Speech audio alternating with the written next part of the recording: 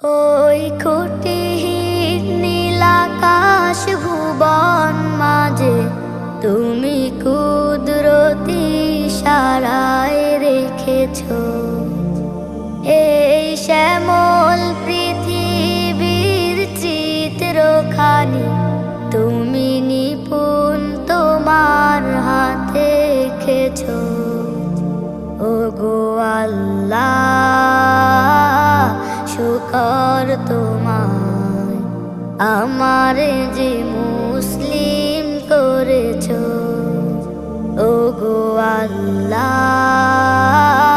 শুকর তোমার আমারে যে মুসলিম করেছো। তুমি সাগর